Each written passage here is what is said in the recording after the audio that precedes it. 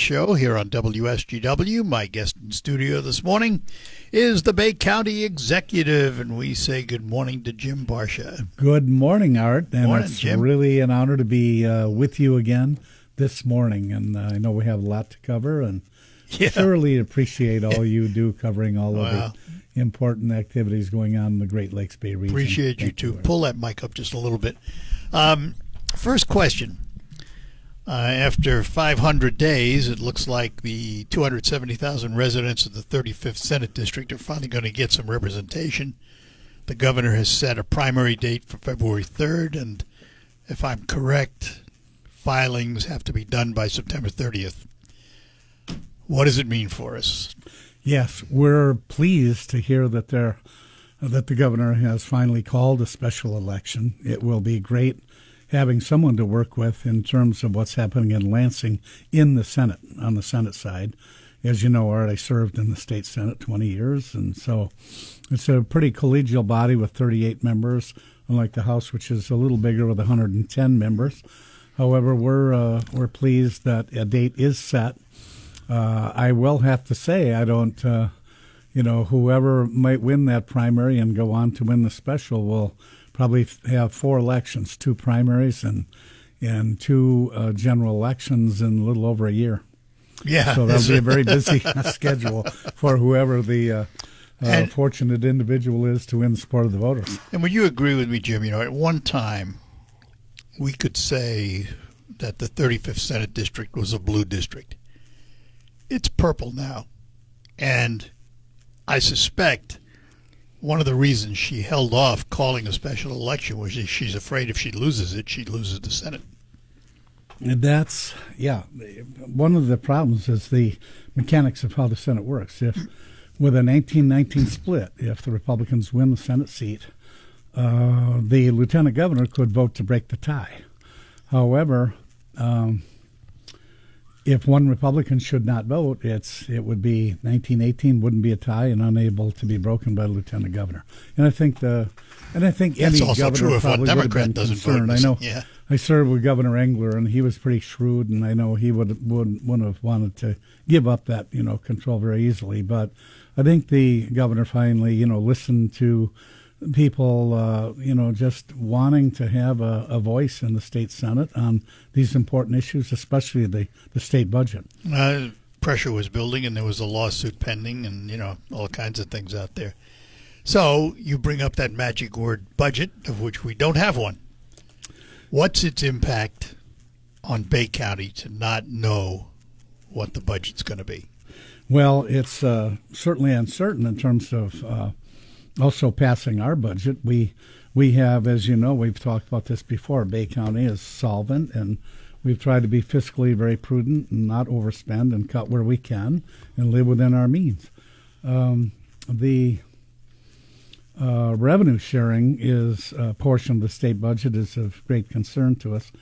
There's a 12% across the board cut in revenue sharing, which for us could mean about a $400,000 reduction to Bay County. And we use quite a bit of that revenue sharing along with some other grants for our road patrols, for our Bay County Sheriff's Department.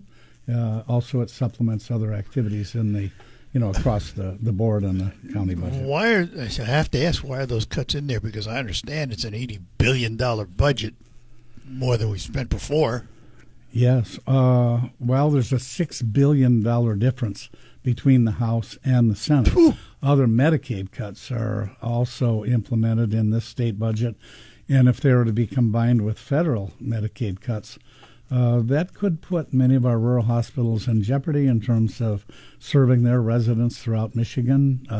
We have a good hospital system, I think, with plenty of hospitals to choose from right here in Saginaw Bay and Midland. You say a $6 billion split. The Republican budget's the smaller one? Yes. Mm-hmm. And then, but it has to be balanced by law, right? It does, yes. Public Act 2 of 1968 requires every municipal government in the state of Michigan to have a balanced budget or to lay off before the end of the budget year, to lay off in staff and make cuts to ensure that they have a balanced budget. And the state in the past, as you know, had maybe, we would go up on a marathon session right up to within a few hours yeah. of, midnight. Sometimes you'd be in session for 30 hours and everybody would be bleary-eyed. And sometimes we suspected the leadership might have done that purposefully to get a little less attention on priorities they wanted passed in the House and Senate. When somebody's been sitting in their floor and eating and using the restrooms within the Senate and House chambers, but not being able to leave the floor with a call to Senate or call to the House. Oops. People get after about 24 or 25 hours, it gets pretty blurry and they want to get out of there, and there's a lot less scrutiny on each bill before it's voted on. And correct me if I'm wrong, but the last time I remember it being done early was under Snyder. They got it done in the spring and it was finished. Yes.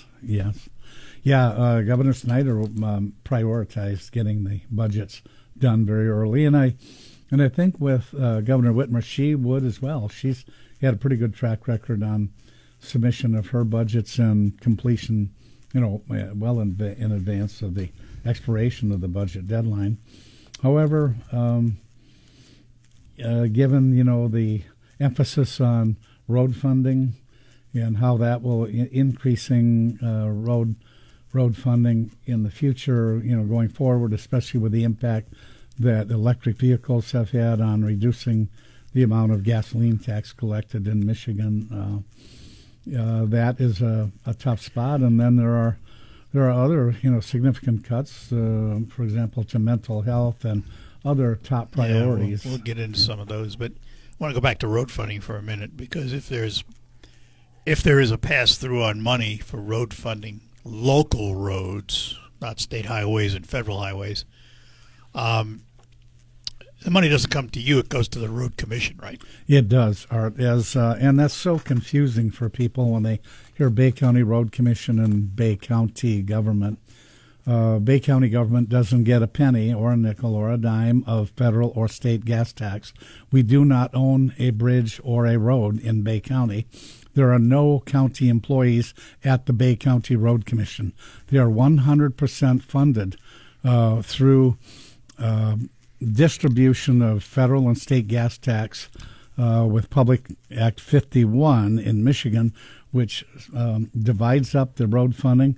1/3 goes to cities, 1/3 goes to county road commissions, and MDOT keeps approximately 1/3. I think there's about a 3% administrative cost for administering and sending out those revenues to the various entities around the state. But we do not own, and we literally. It also, another thing people don't understand, when they say, why didn't the county help?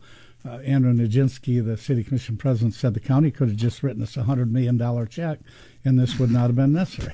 Oh, the bridges. However, we only have a $46 million general fund with almost 700 employees that provide services to the residents of Bay County, the courts and the health department and the Penn County Park and the county government structure itself and central dispatch and on and on. You said $100 million check might have stretched you a little. Well, it would have bounced very high. But also, another thing that we've consistently created about a $4 million fund balance. However, even if let's say that we had $10 million and we said we will ship that money to the city to help them with the bridges, that would be patently illegal.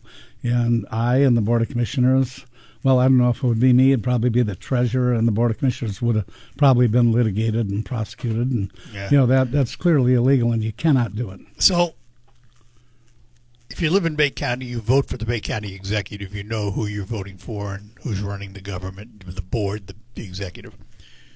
Who does the commission answer to? Who does the road commission answer to? Just the voters? No, well, they're elected to, yes, the voters, and they're elected to 6-year terms. Right, but they don't answer to the county. No, they do not. So they're totally autonomous. Autonomous Entity. Yeah. All right, we'll take a break on that. We will be back. We're talking to Bay County Executive Jim Barsha. More ahead. My name is Kim Harris.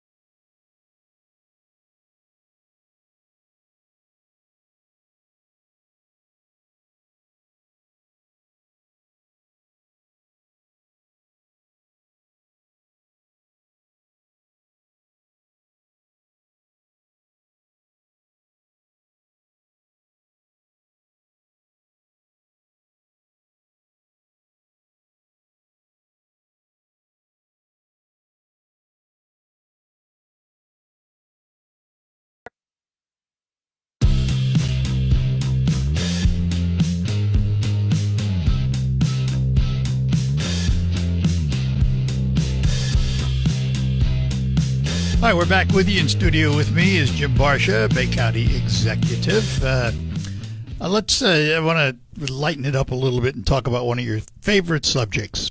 How's the Animal Shelter Project doing? Good. We're certainly excited about the construction beginning in earnest here very, very quickly. We did have, as I think last time I was on the program, Bay City passed a new housing code, construction code for commercial properties, and so we had to work through some issues, got it resolved with the city, and we're pleased about that. And it's on track to hopefully be open, hopefully next fall. That's going to be a little longer project than the health department. As you know, Serenus Johnson got that contract, and they are working there. That's the old Art Van building, right? Yes, that's in the Art Van building. A lot of work has been done in the interior. A lot of the metal struts are all up for the offices, but for the drywall to go in, they'll probably do that all at one time. So when that building is complete, what's going to be in there? It'll be a state agency, a massive state agency that will take 40% of the square feet and will pay us a handsome and very needed, enough to pay, not rent, pay for the building in the long run. Yeah, lease. Yeah. About almost $500,000 a year, and that will help cover water, sewer, electric for the entire building. Then the county will also have a major portion. Of course, we own it. And, the health department. It is the Bay County Health Department. And then we have, another entity that is going to be going in and taking space near the rear for administrative offices. But we're really excited, and we're So it'll be pleased. full. Yeah, it will be full. And, Art, I'll tell you, that building was in such great shape. We got a real good deal. We got it in a bankruptcy auction for $3.2 million, but to reproduce or manufacture a building with today's cost would have been over in excess of $20 million. So I mean, it's got a good big parking lots on a key Wilder Road, a key travel route, and with public transportation to and from, and we'll have a consolidation of basically health-related services that will be in a one-stop shop, if you will. what kind of shape is the county building in? That structure's been there It a was while. built in 1934, and we were replacing at a tremendous cost, $800,000 that we used of ARP money to basically, I won't say renovate, but to replace all the mechanical parts in the two elevators that serve the county building. As you know, we have 8 stories, and we're the tallest building in Bay County. Not too many people go all the way up to the 8th floor. However, all of the floors are heavily used by the county employees, and pretty tall building. And we're another thing we want to work on is looking at an affordable way to clean up some of the carbon that has gotten onto some of the stone when that was built. Consulted with some entities that were capable of helping, and they suggest sort of like sandblasting it, and because it's kind of like a porous stone that the county building was built with, and that does collect carbon particles, and it will give it a darker coloration. So we're hoping at some point we have set aside some money for that renovation to kind of clean up the exterior of the county building. But we're keeping on top of the technology. The technology never slows down, and with the number of people trying to hack into government accounts, Genesee County had a big issue. We've had a couple of attempts which we fended off, where these ransomware have you? folks will come in, and we haven't been attacked by a ransomware, but we were 10 minutes away from having $5 million transferred to an entity in Singapore, and it came out of, I believe, New Zealand. Oh. And we were very fortunate, because what had happened is, in the desire to be totally transparent, our retirement committee, that oversees our pension fund for not only county employees but some other counties that have joined into the pension system as well. That what happened is somebody downloaded and reproduced the actual minutes, which were posted online, and they came up with the same font, and they reproduced minutes, which they sent to Comerica Bank, which showed that the board had voted unanimously to transfer $5 million from the general fund to this account, which wasn't named. And so Comerica Bank had contacted us, and, well, not me, but contacted the Bay County Treasurer and said, we're all set to make the payment transfer in about 5 minutes. Just want to double check. And I said, what payment? Yeah. So have a lot more caution now in reproducing the minutes, because they had that reproduced right down to the font. They had roll calls and AI is going to make it worse. Oh, it probably is, Art. And so consequently, we're even redoubling down on our efforts in the county with our IT department to take extra precautions. And it is harder to access your computer because you have now a double system of security as opposed to a single. We have that here. Do you? Our IT department, they're out in Portland, Oregon, but they watch every computer. Wow. They know what's happening, and they send out warnings. There's been some spoofing going on, phishing going on. We get notifications. Don't answer this. Don't answer that. Yes. It's in this day and age, you have to. I mean, it is scary. Yeah. It is really scary in this computer world we live in now. Yeah, with AI, I mean, you can actually reproduce images that look real. For example, President Obama getting arrested and scuffling with law enforcement. Yeah. I mean, when you see the video, I don't, I just don't know how unless. Yeah. Well, ladies and gentlemen, I am proud to say the voice you're hearing actually is Jim Barsha. He's not an avatar. He's in the studio. I had a pleasant afternoon visit to Saginaw County Courthouse with my longtime friend, Judge Andre Borrello, and then Prosecutor John McColgan for their drug prevention or drug treatment court. And set in on a graduation commencement. And we have similar court that was operated by Judge Harry Gill prior to his retirement, and now Judge Jesse Scott Wood. So that is a way to hopefully help people have a second chance and recover from addiction. I'm going to attempt here in the near future to set up a show on our courts, because we have not only that one, but we have a family court, we have a veterans court, we have several different structures that the court system uses to adjudicate quickly and focused. Yeah. So they worked out pretty well. They've worked out very well so far. All right. Take a quick break here, then we'll be back. We're talking to Bay County Executive Jim Barsha.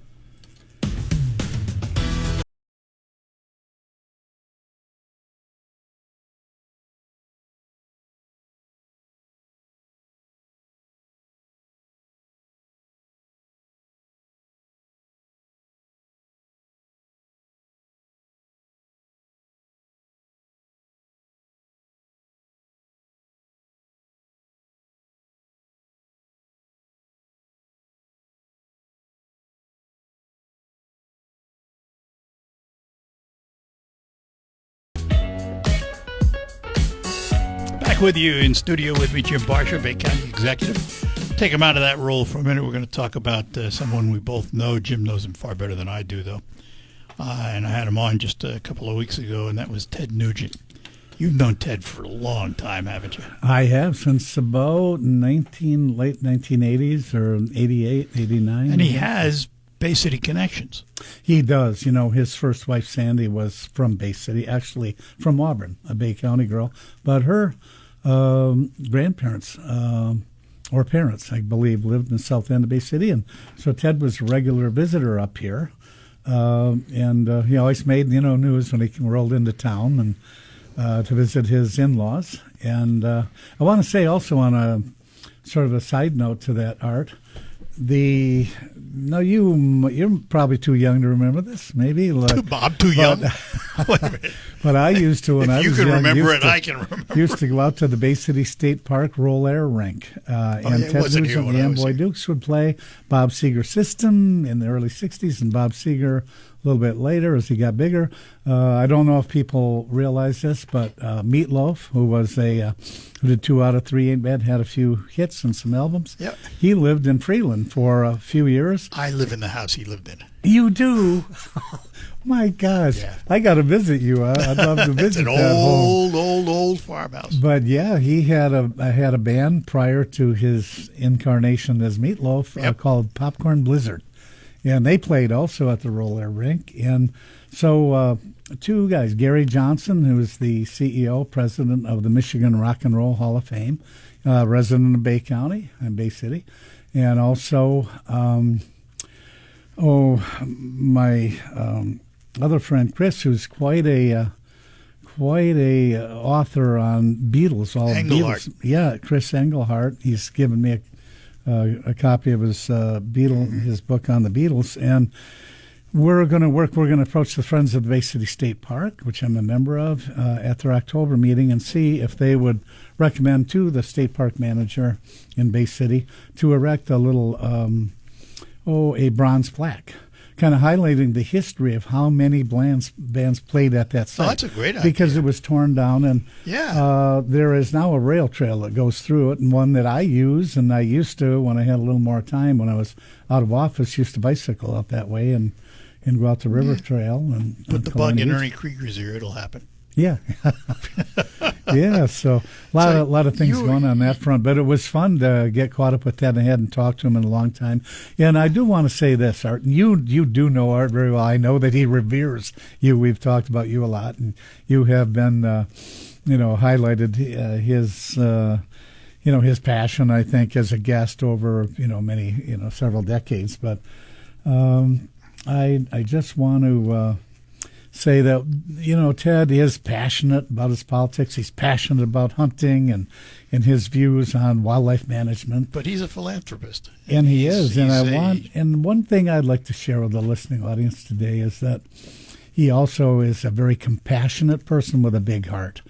And I, several times during my time in office, as Ted and I were friends over the years, I would get a request from a family about, could Ted say hello to our terminally ill son? He would love to meet his idol. And Ted would go way out of his way to go over and meet with a 15-year-old Yeah, not just call young him. person. He would meet go him. in person and take Ted Nugent hats and arrows and different Swag. things, swag. And he would do that over and over. And he was, young people, and he had a strong following from his age group all the way down. But even his popularity had remained with the younger people because of his music, for so many years. But I know one individual was terminally ill with cancer and passed away shortly after, and that person had been transferred to Sparrow. They were from Bay County, but I knew the parents well, and I said, what did they talk about when they chatted? I'm sorry I couldn't be there, but I'm glad that Ted made it over and spent a good amount of time with him. And their son was so excited that it was Ted, he couldn't remember what they talked about. So, but he was very excited just to meet his idol. And Ted would do that consistently. Another thing is when we'd go to, I would, having been involved in the Congressional Sportsmen's Caucus and Foreign and Bow Hunting Caucus in the Congress, from the Senate and the House, we would be at conventions, national hunting conventions. I'd be invited due to my work with the Sportsman's Caucus. And Ted would, at the end, like the ammo show down in New Orleans, for example, there would be 500 people standing in line to get autographs. And he'd stay And there. I said, Ted, my God, they're breaking down the exhibits and everybody's kind of heading for the doors, and you still got 200 people waiting in line to meet you and get an autograph. He goes, Jim, without those people, I wouldn't have the success that I've had. I'm very indebted to those people, very grateful. They are my fans. We're connected, and I just want you to know that, I will always be there to greet my supporters, my Yeah. fans, and I'll tell you though, this last interview I had with him, and I've done him a number of times over Yeah. the years, he's mellowed. Yeah. His age has mellowed him a Oh, little bit.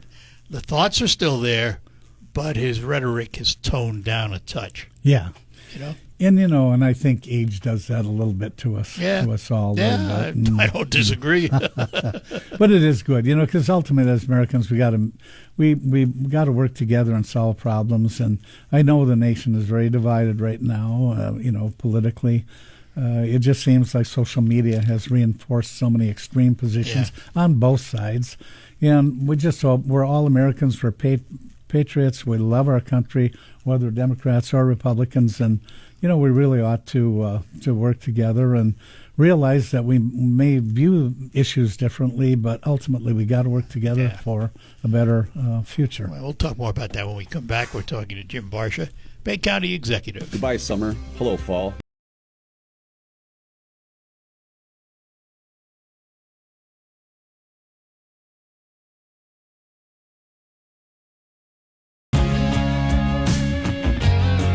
All right, we're back with you here on WSGW. In studio with me, Bay County Executive Jim Barsha, who I've had the pleasure of knowing for decades, for a long time. And, we were just talking during the break, Jim. I actually find it very refreshing. You are a Democrat, but you're conservative in many ways, too. I mean, Second Amendment, right to life, those are your issues. Yeah, And you're strong on them. And, I think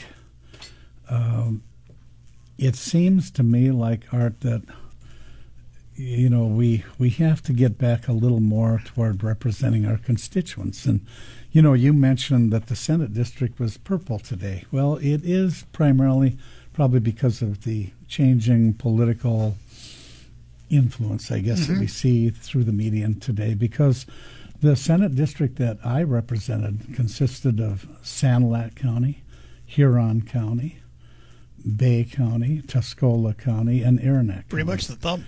And it was only 50.5% Democratic base. But we always won with over 75%, some once in a while 80% of the vote. Back in those days, if you were endorsed by the Farm Bureau, farmers would Come out, vote Jim's for you. on our Yeah. side, so we're voting for him. He supports us. The same thing with other constituency groups, and it just seems today straight ticket voting has become much more prevalent. There's fewer voters are splitting their tickets, and I think it's because of the fervor at the top of the ticket. Obviously, in the media, all the media attention and the social portrayal of media. each party. And social media. Yeah. So. But I was very grateful to the constituents that I was honored to represent during my career in the state senate, and then also in the congressional district. That was Sanilac, Huron, Tuscola, Lapeer, slice of Saginaw Bay, and all the way up to Rogers City. And those are about 7 Republican counties. The last time I ran, we received 77% of the vote against Larry Sims, a great guy from Saginaw. And the thing about it, you got caught up in that redistricting, and they changed the district, and you had to face Flint, Kildese, and that it made no sense.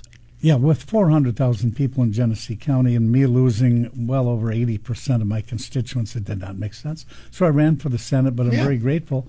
Republican leadership ended up making me a chair of a standing committee. Yeah. And I enjoyed that. I had a gavel, a chairmanship, and a majority budget. But I'm not sure. I haven't been down to Lansing as much, but